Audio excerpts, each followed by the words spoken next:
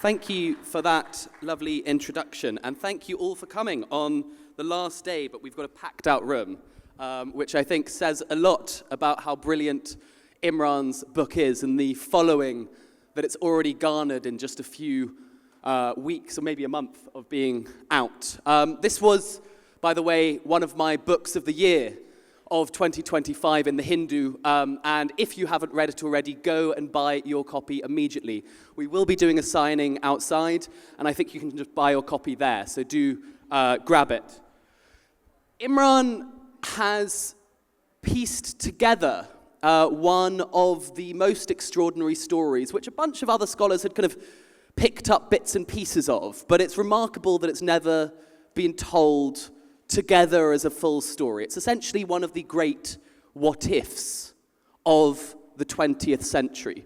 What if India, Hyderabad, the city in central India, had become the center of the global Islamic Caliphate, the central seat of the Islamic world? And this was something that remarkably, very almost happened. And let's try this. Is it this way that I... Yes, here we go. I first came across Imran's work about 2 years ago when he published a rather extraordinary article. The monument that he'd found was this Ottoman tomb. In fact, the last Ottoman tomb, the last piece of architecture really ever built in the Ottoman style worldwide. You know, the Ottoman Empire, the great dynasty that had conquered Constantinople in the 15th century, swept across much of Europe, North Africa, and Asia. And what was remarkable about this last Ottoman tomb was the fact that it was on a hill above the Ellora Caves, you know, one of the greatest masterpieces of Hindu architecture, temple architecture in the world.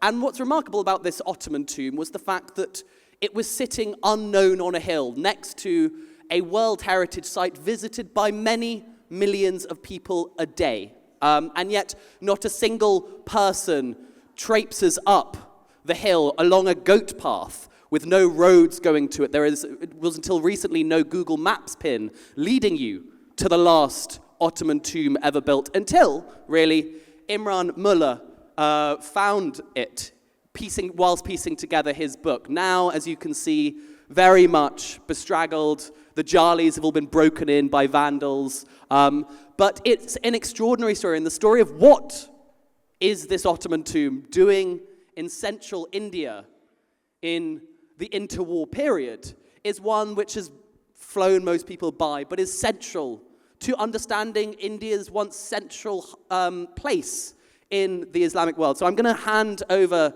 the slides to Imran, and we're going to be doing a kind of PowerPoint talk with pictures, but it's going to be quite conversational, and I hope you enjoy it. Please give a round of applause to Imran Mulla.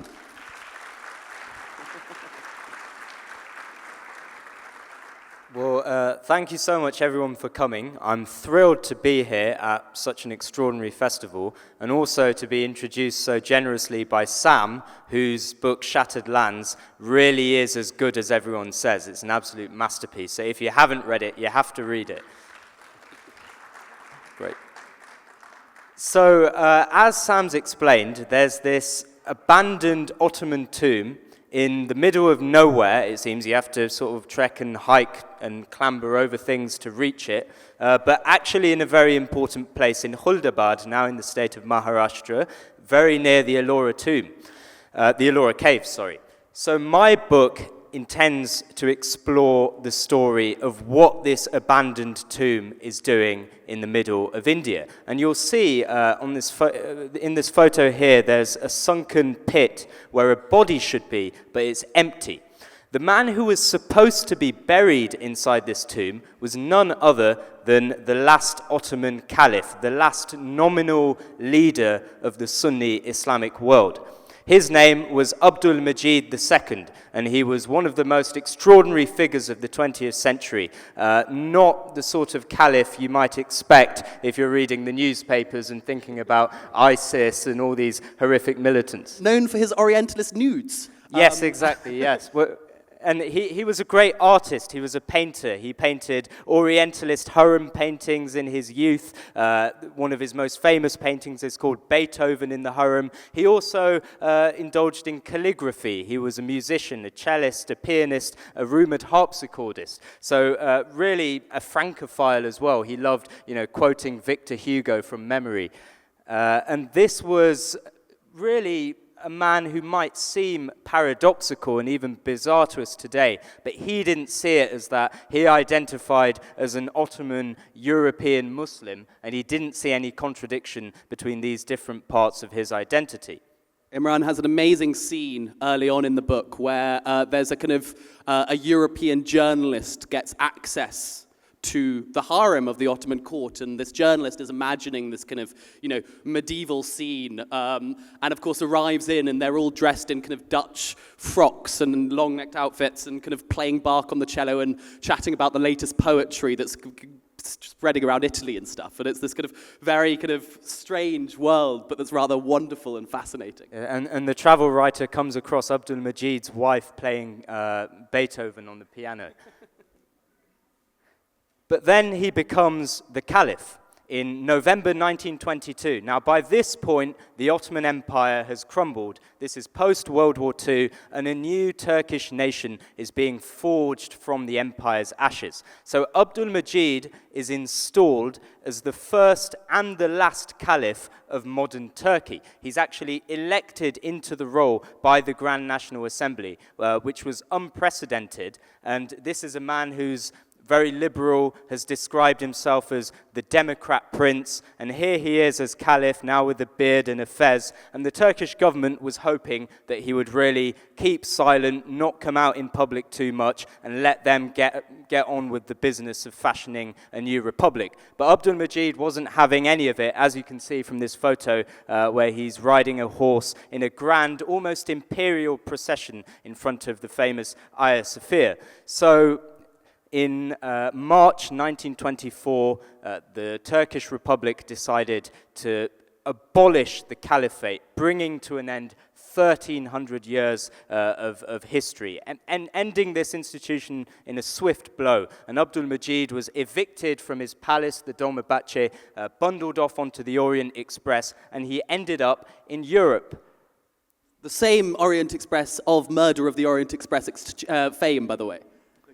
Yes, exactly. So he was on there, then he was in Switzerland, and he ended up here on the sunny French Riviera. There's a photo of him with his daughter, Princess Durushavar, walking along the promenade. He would, paint and play music. And usually, for most historians, this is where the story has ended. Abdulmecid's sent off, he vanishes, we never hear from him again. But actually, so I was interested in wondering and finding out what Abdulmecid did in exile. Did he just take this lying down and accept what Turkey had said? No, he didn't. He launched a scheme to revive the caliphate. And he actually issued a proclamation saying that the Turkish Republic does not have the right to get rid of the caliphate. It is now for the Muslim world, he said, in complete liberty and with full authority to decide on this vital question. So he was arguing for a post-imperial, almost democratic caliphate that would draw its legitimacy from the recognition of the world's Muslims. But the caliph was not in complete poverty and living on a nice villa in Nice because of the money of one man, the richest man in the world. If he comes on screen. Oh, here we go. So the Nizam of Hyderabad was the ruler of a huge princely state the size of Italy, which spanned vast swathes of western and southern India.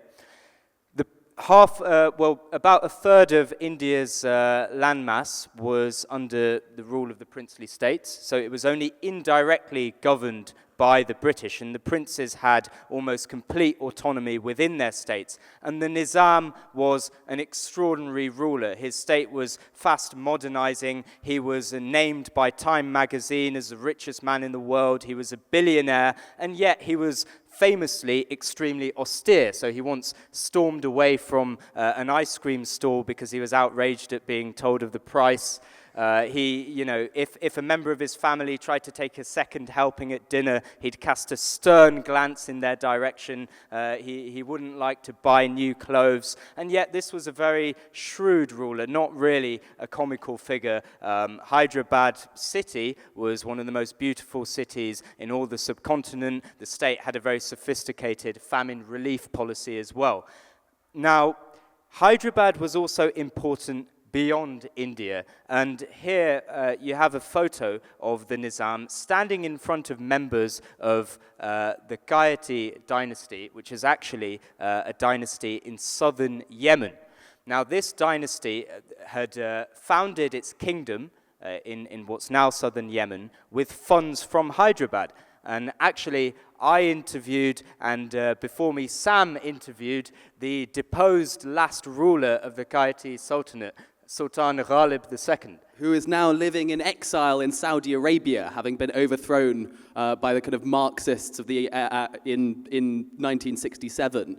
But I think, what you're saying about the disappearance of Hyderabad state from our mind's eye, I think, is one of the most important changes in South Asia in the 20th century. Today, when we imagine princely India, we imagine the palaces of Rajasthan. Quite rightly, they're extraordinary. And, we are sitting in a former princely state here. Jaipur was one of the most important princely states. But what we forget is that anyone coming to India in the 1920s saw Hyderabad as the epitome of princely opulence, and not Jaipur, not Jodhpur. It's the destruction of, I think, kind of over 2,000 palaces in the vicinity of Hyderabad state, the decay of the city, and then its re-emergence as a tech hub more recently that has obscured this rather immensely important princely history from view, and the fact that Hyderabad was considered the number one premier state in the Raj, not Jaipur, not Jodhpur, not Kashmir, and the other states that we are more used to. And today, only small sections of the former palaces of Hyderabad still survive. This is Chau Mahalla Palace, and I think only 1/10 of its original size remains intact. All the gardens have been demolished. All the the old baradaris out on the hill have been razed to the ground and replaced with kind of shopping markets, etc. And so it's hard really to get a glimpse of what Hyderabad once was. And it's always, and I think this is what we both found fascinating chatting to Sultan Ghalib, because he lived through this moment when Hyderabad was still, a kind of global power, which is why the last Ottoman Caliph gets in touch with it. Yes, and we should say that Sultan Ghalib, his great uncle was the 7th Nizam, so he had recollections of his interactions with the Nizam, and this is all in the book, so please read the book. But as Sam is saying, Hyderabad's courtly culture its extravagance was legendary. This was a cultural capital. Hyderabad had India's first university, the Osmania University, to teach in an Indian language, which was Urdu, and it was visited by Tagore, actually, because he was celebrating this legacy. There were poets and musicians from all over India who came to Hyderabad seeking the patronage of the Nizam. Many of these were people who would previously have looked to a Mughal emperor in Delhi. So Hyderabad claimed to be the heir to the Mughal cultural legacy and to be the next great flowering of Indo-Islamic civilization. But it also claimed the role of a Muslim capital more broadly. You had tens of thousands of Arabs migrate to the state. There were modernist Muslim politicians and thinkers who would come to the state sometimes while they were in exile. And there's an interesting dynamic here, because this was a Muslim ruler governing a majority Hindu population. But actually, and it should be said that at the end of the Nizam's rule, in the last days of Hyderabad, there was a militant group, the Razakars, who carried out extremely horrific atrocities against Hindu communities and others who opposed them in the state. But that wasn't characteristic of the Nizam's rule. By that point, he had really lost control. The Nizam declared that Hindus and Muslims are my two eyes. He patronized temples as well as mosques. There was no discrimination. And actually, his most well-remembered prime minister was Maharaja Kishan Prasad, who was a Hindu, but he wasn't known as a Hindu prime minister. He was just the prime minister of Hyderabad. I think today, particularly as the Razakars are more and more in focus in the press, and there was a movie recently, it's the communal outburst that occurs in the state at partition that's often remembered. I think one of the things that struck me researching Shattered Lands was that the far bigger wedge in Hyderabadi society was a class-based one, and it's not surprising that the Telangana armed struggle, one of the first mass communist uprisings in South Asian history, erupted in this state. Because when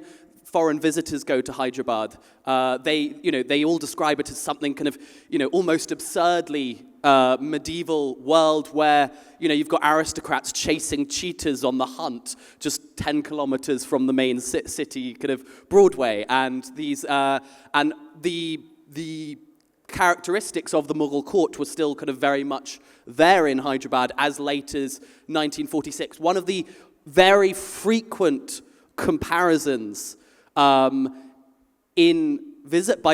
by visitors in Hyderabad in this period is that it's like Versailles on the eve of the revolution. It's all these aristocrats going and doing extraordinary things, and yet there's a vast population living in poverty. And so I think whilst increasingly people are focusing on the kind of religious divide in the state, it actually would be far more sensible to be focusing on the massive class one and the fact that this is the seat of the first major communist uprising. And the Nizam's rule was propped up by the Hindu landed elite, but also more interestingly, among those to support Hyderabad's bid for independence, which we'll talk about in a minute, were the biggest Dalit groups and the Dalit leaders because they supported the Nizam and they thought they had a better chance in an independent Hyderabad than in India, interestingly. So the Caliph became linked to the Nizam through Indian Muslim politicians from elsewhere. And this is the legacy of the Khilafhat movement. Everyone knows what the Khilafhat movement was in India.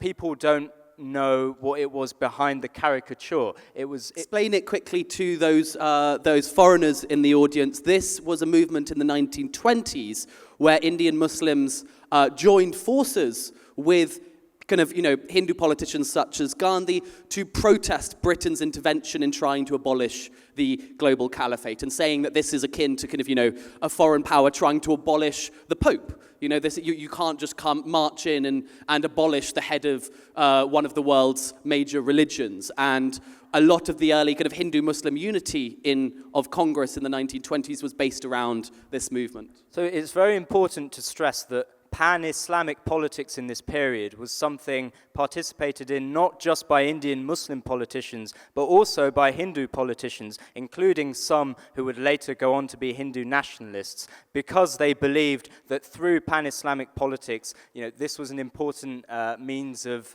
encouraging anti-colonial solidarity, and it was crucial for India's standing in the world and its global soft power. And remember that India was absolutely crucial to the British Empire, and so the Indian Muslims were absolutely crucial to the British Empire, which claimed to be the world's greatest Muslim power in this period. I think this is something that we often forget, is that when you add together India plus Pakistan plus Bangladesh, the kind of pre-partition Raj, India had both the largest Hindu population, but also the world's largest Muslim population by far. Almost twice as many Muslims lived in the Raj as lived in the entire Arab world put together, to give a sense of the scale. And so India was, at the time, quite rightly seen as the epicenter of global Islamic culture. And Hyderabad, in particular, was seen as where, outside of Mecca and Medina, where the most literature was coming out from in the Islamic world. Today, thanks to partition, India is not today seen as the seat of global Islamic culture, but that is something that has only happened as a result of partition.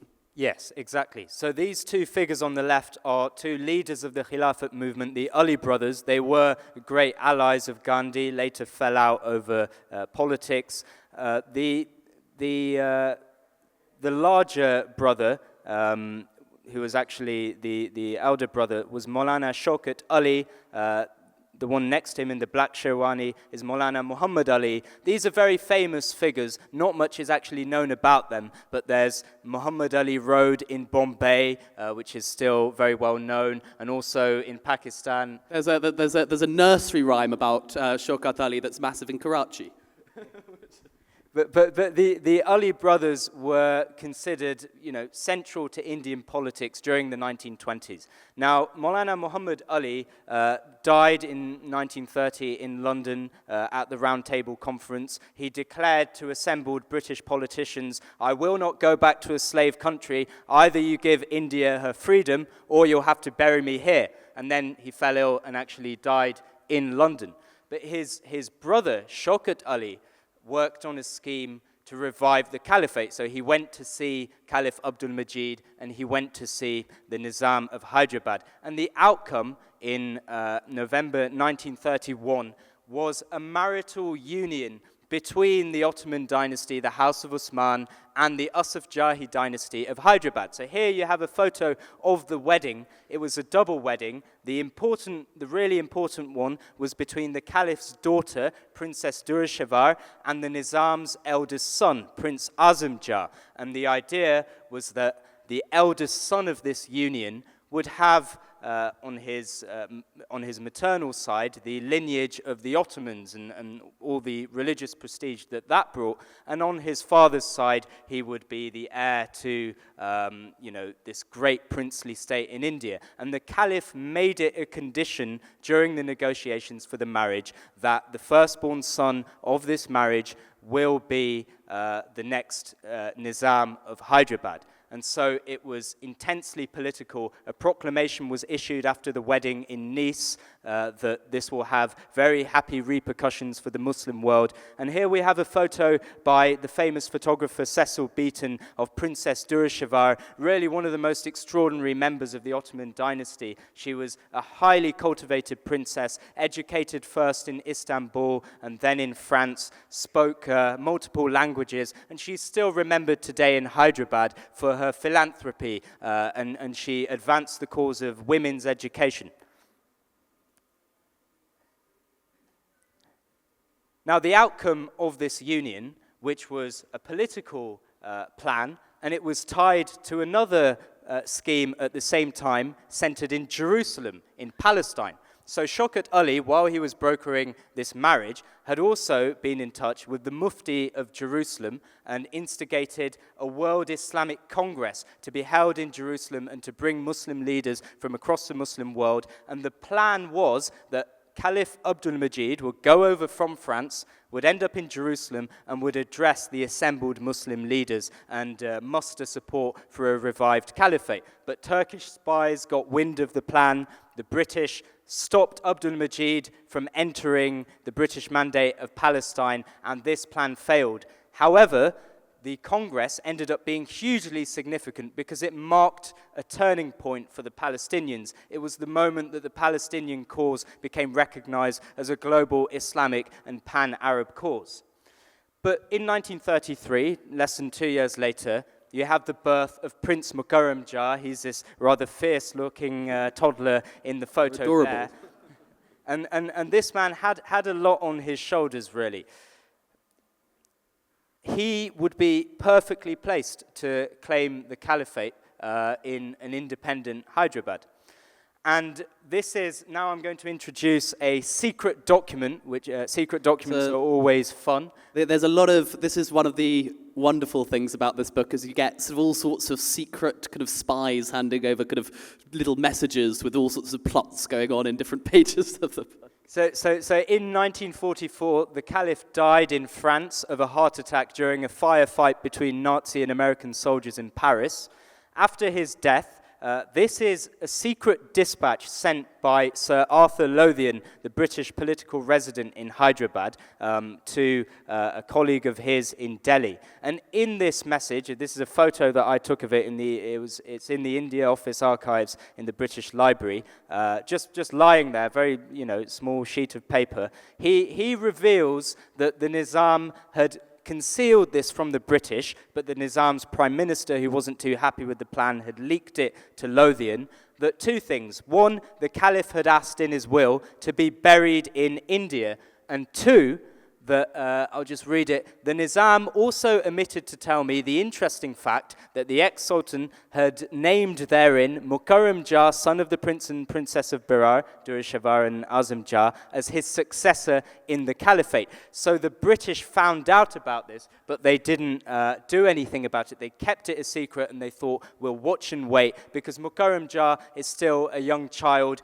We're probably going to leave in a few years. It's not going to be our problem. Here's another fun secret message. It's actually called Extract from a Private and Secret Letter from the Secretary of State to the Viceroy of India. So it just shows how far this goes, where they're discussing the fact that the Nizam wants to bury the Caliph. He wants to bring the Caliph's body over to bury him in India. And it says, I can think of only one ground on which burial in Hyderabad might cause us embarrassment, and that is the possible effect of the question of the succession to the Caliphate. But in the end, they decide that, the Nizam's probably going to keep this a secret, so let's allow the burial to take place. And so the tomb was built. There are other sources describing the building of the tomb, but the Caliph's body could never be brought over. And it's worth just pausing here and thinking about what this plan really meant, because in 1946, when this letter was sent, many people still believed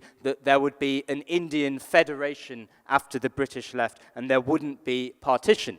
And the princely states hoped that within this federation, they would be autonomous. And so Hyderabad thought it could continue to go its own way and be a powerful, independent princely state within an Indian federation. And in that context, you can imagine how in the future, Hyderabad would continue to be an important Muslim capital. And if the future Nizam, Mukarram Jah, wished to claim the caliphal title using the prestige of the Ottomans and of Hyderabad, he could have been recognized by Muslims across the world as the Caliph of Islam, although it wouldn't be based on imperial power. It would be the recognition of the world's Muslims. Now, this might have fomented extreme religious conflict in India, but extreme religious conflict is what happened with partition. And we can never know, because the Nizam's rule was pluralistic. We don't know whether Muslims elsewhere in the world would have ignored this or not. We're shooting arrows into the dark at this moment. But this was the logic behind the plan. And of course, then came partition. The Nizam decided to go for independence. He wanted Hyderabad to be an independent state, but there was no way that the Indian government was going to allow a huge state the size of Italy, a Muslim state, to continue to be independent, particularly because Muhammad Ali Jinnah was encouraging Hyderabad to become independent. At first, he wanted the Nizam to join Pakistan, but Jinnah and the Nizam had a quite rocky relationship. The first time they met, Jinnah sauntered into the room, lounged on a chair and lit a cigar, and the Nizam shouted at him and basically kicked him out. But by the end, Jinnah was encouraging the Nizam to go for independence. Then, in September 1948, Jinnah died, and the very next day, the troops rolled into Hyderabad. The Nizam surrendered almost immediately. And here you have a photo on the left of an elderly and one can imagine quite saddened Nizam who had lost his state and his power. On the right is Prince Mukarram Jah. This is the grandson of the last Ottoman Caliph. Now, when he became the titular Nizam in 1967, he had no state to rule over. And a few years later, amid all his woes and the abolition of the privy purses, he fled and went to Australia and lived on a farm and drove tractors, which is what he really wanted to do. And then he lived the final years of his life in Turkey in relative anonymity. No one really knew who he was. And he passed away in 2023, in a small apartment in Istanbul, and was then brought back to Hyderabad and was buried there. And I'll just... I think was it his son who was the cameraman of Indiana Jones and the Last Crusade? That's right, Prince Azmat Jah, the ninth titular Nizam, is a British filmmaker. So And Basic Instinct was also filmed by him. yes, yes.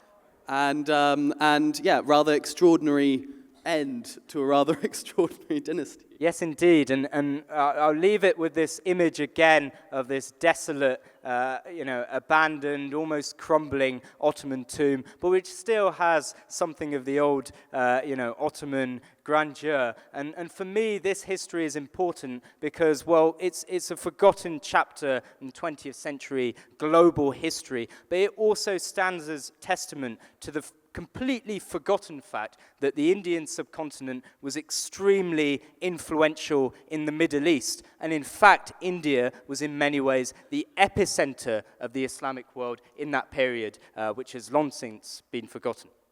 Thank you. Yeah, please raise a round of applause for Imran Mulla, ladies and gentlemen. So I think our timer has gone off. So do you know how long we've got? 20 minutes, perfect.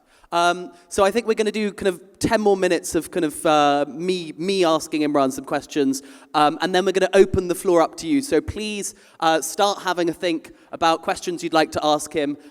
Please remember, no statements. We won't be taking statements, but we will be taking questions, so keep it short and brief. Thank you. So to begin, I just want to talk a bit about the role of the princely states. Today, I think nationalist histories and indeed British histories have often pushed the incredible centrality of princely India to the side and said these were kind of Britain's lackeys, they didn't have much power, they were just titular rulers but weren't actually ruling these kingdoms in any real sense. And I think a lot of recent scholarship, like yours, has really challenged that. Like yours, actually, yeah. But I think that I think it's extraordinary that when the Ottoman Caliph is looking around for a family to marry, a Muslim royal family, it's worth, again, highlighting that the Saudi royals are there, the Gulf royals are there, the Shah of Iran is there. There are various monarchies in North Africa, in Malaysia, in Indonesia, and of all of these families, the Nizam of Hyderabad was considered the most prominent Muslim ruler in the world. And I'd like you to just quickly touch upon how much the princely states have been kind of brushed out of history, if you will.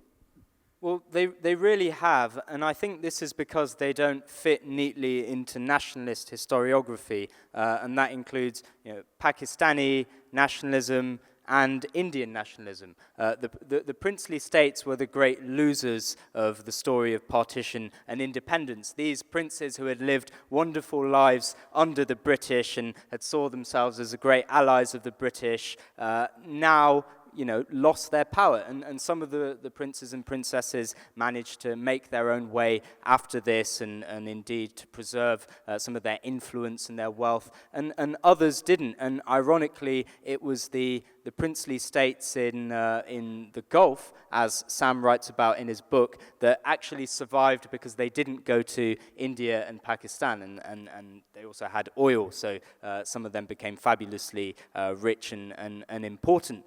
But Hyderabad is interesting because it doesn't feature prominently in the Pakistani nationalist imagination. In fact, the fall of Hyderabad was the result of partition.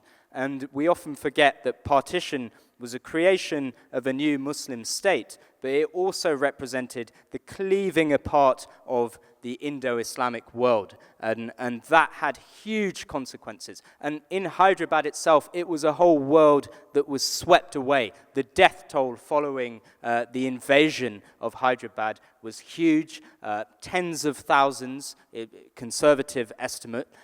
There were tens of thousands of Arabs living in the States, some of whom had married Indians, some of whom were born in Hyderabad, who were rounded up. Many of them were deported. There was a cosmopolitan culture that was destroyed and then forgotten about. So some of the politicians in Hyderabad were imprisoned, and then the last prime minister of Hyderabad actually ended up in prison and then escaped and fled to Pakistan dressed as a woman. And he lived the rest of his days in Pakistan. I think that today, when we imagine partition, we tend to imagine the events of Punjab and Bengal. And South India, you chat to many people in South India, they say, oh, no, partition didn't really affect us down south.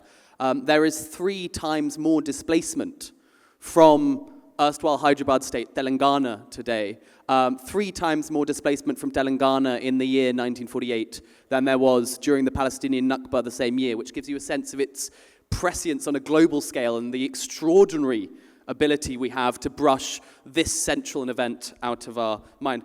The last question I want to ask you before opening up to the audience is just about the process. You got to interview a series of erstwhile Ottoman princesses and Hyderabadi aristocrats during this book, but also the article that you wrote 2 years ago, I think, really changed the way that you were researching and cast a lot of doubt onto some aspects, but opened up whole new questions. So the deed you found, and also the fascinating figures you got to interview. Yes, so this is all in the book. There is a deed that emerged in Hyderabad, which was purportedly signed by the last caliph after the marriages took place, signing over the caliphate essentially to the Nizam. And this is a heavily contested deed. And in my book, I quote experts who argue different ways about it. And I would say it's impossible to proclaim the deed authentic, certainly for me, because of the extreme doubt that exists over its provenance and where it actually came from, how it ended up there. Now, in terms of interviews, I'll speak about just one. Perhaps the most extraordinary interview I did was with someone very well known, actually, in the subcontinent, Princess Kenizeh Murad, who's actually a great writer and an author in her own right. But she is an Ottoman princess, and on her mother's side, her mother was Princess Salma, an Ottoman princess who was exiled from Istanbul in 1924. Her father was another Indian prince, the Raja of Kotwara. And what had happened was that Maulana Shaukat Ali, after his success in brokering the earlier marriages in 1931, became the go-to guy for joining up Indian princes with Ottoman princesses. And so he brokered this marriage in 1937, and Princess Salma, she was in France in 1940, I believe, during World War II, and gave birth to Princess Kenizeh there. She died shortly afterwards of sepsis, and Princess Kenizeh was put into a convent. Now, after World War II ended, the Raja sent people to France to try and find his young daughter and bring her to India. But the nuns were horrified at the idea of handing over this nice little girl to an evil Muslim prince. And so they hid her. And so Princess Kenizeh, who would have been brought up an Indian princess, was actually brought up as a Catholic nun. And she eventually left the convent. She went to the Sorbonne to study in Paris. And at the age of 20, she finally made it to India and met her father, and also met Prime Minister Nehru at the same time, I believe.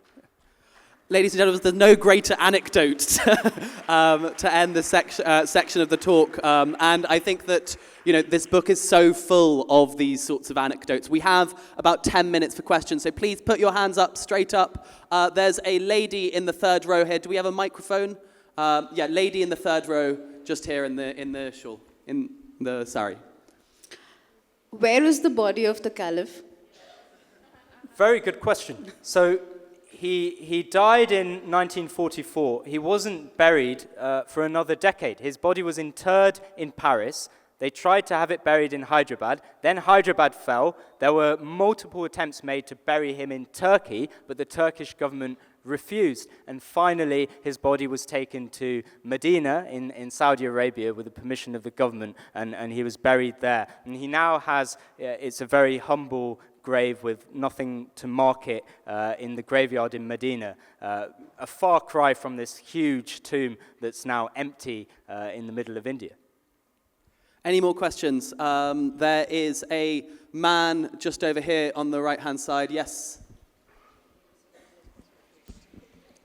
Great presentation. Thank you so much. I was just wondering if these relationships were actually, the reason why these relationships actually came in because of the wealth of the Nizam, because Islamic empires had existed before the Nizam came up as well. But do we know of any Ottoman personal interactions with the Ottomans of these empires, or was it because the Nizam was so wealthy? Well, that's another very good question. And I would say it was a mix of reasons. It was really because India was the epicenter of the Islamic world at that point. And actually, India defined the British Empire's engagement with the Middle East as well, because Britain would constantly have to think about Indian Muslim public opinion when they were taking decisions in the Middle East. So India was seen as having this importance, and particularly Hyderabad, because it was a cultural capital as well. Hyderabad was also seen by Indian Muslim politicians, and in general really, as the last flowering of Mughal culture. And so apart from the vast wealth of Hyderabad, that wasn't the only reason. It was because it had this claim to being the heir of the Mughal legacy, and the Mughal Empire had been in its time the most populous and the wealthiest Muslim empire ever. So this was the joining together of the West and the East of the Islamic worlds.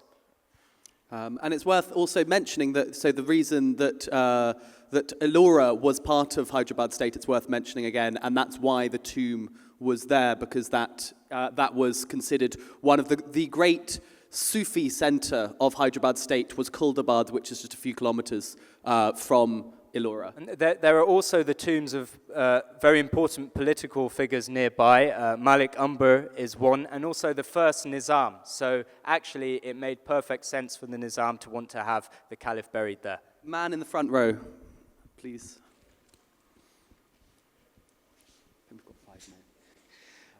As far as I know, the Muslims in Hyderabad belong to Shia. Isn't that so? So how does it fit with the Caliphate, which is not Sunnah? Well, it's a very good question.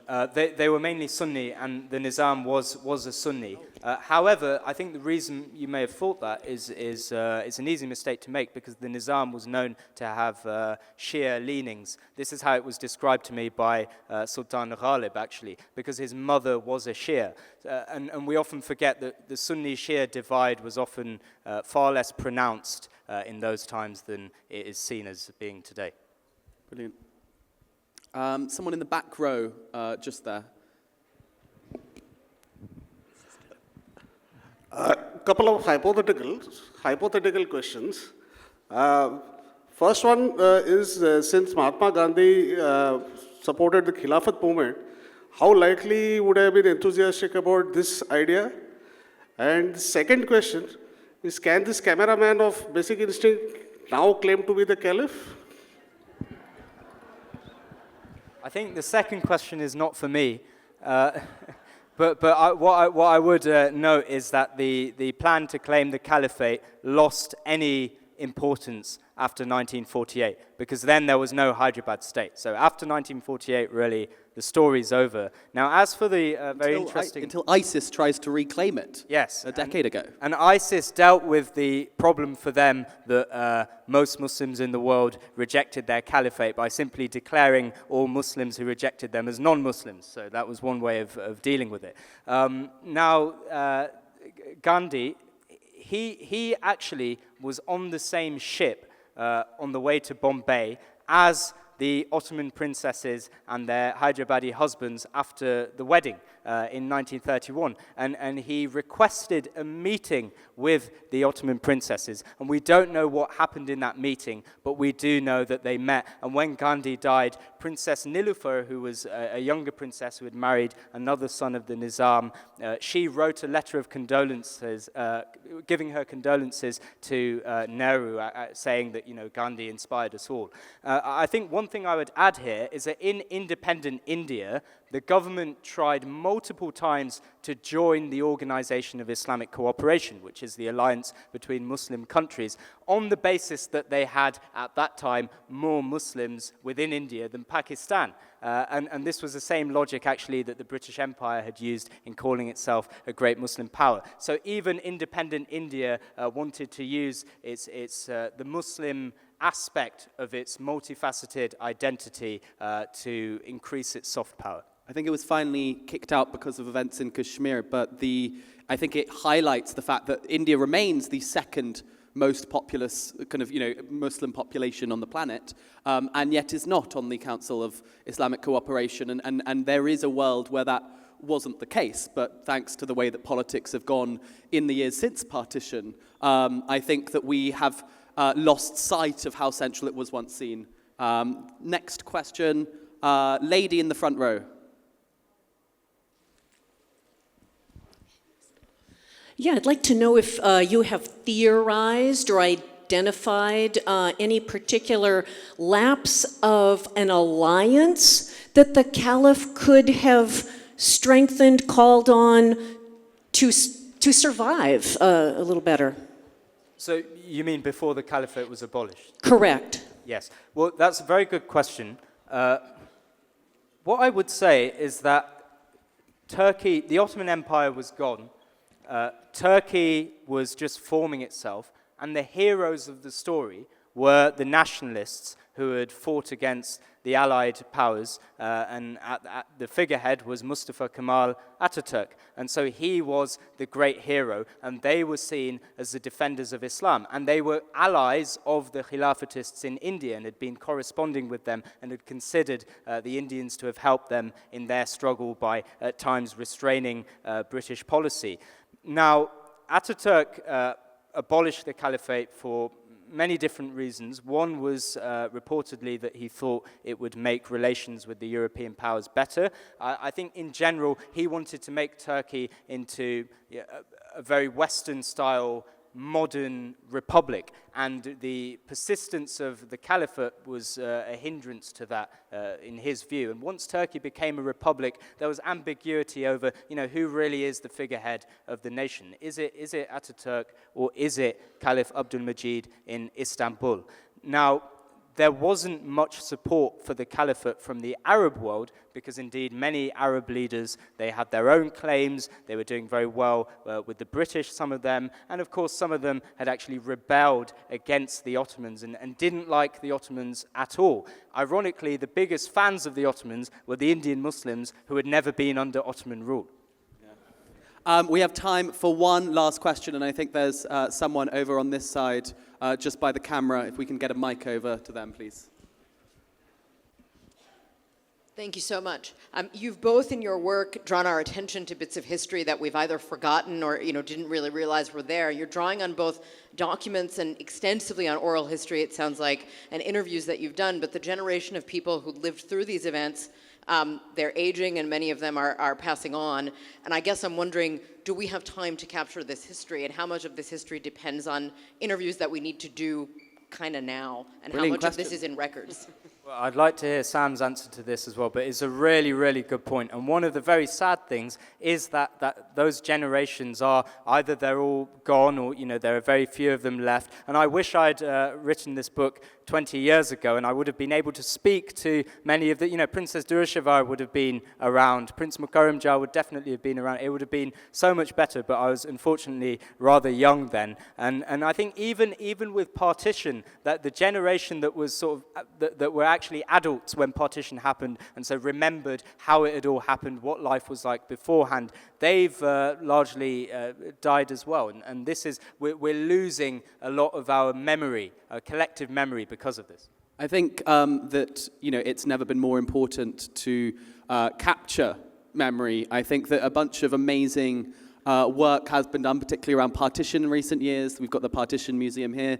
We've got the Citizens Archive of Pakistan. We've got the Museum of National Liberation in Bangladesh. And we've also got the 1947 Partition Archive in Berkeley, in California, which increasingly is turning its view not just from partition, but a more general, holistic view of just capturing memories, which I think is so important. And right now we're talking about World War II, about partition. A few years ago, people had begun to realize that World War II veterans were beginning to disappear. And in 20 years' time, we'll be saying the same about the 1962 war, the events of the Cuban Missile Crisis, etc. And I think it's so important to get to also, not just look at the 1940s, but look ahead and realize that we now still have people who remember all of these events, but we won't forever. And I think that oral history is thankfully gaining more and more prominence, but there's far more work to be done. So any budding oral historians in the audience, please do just kind of,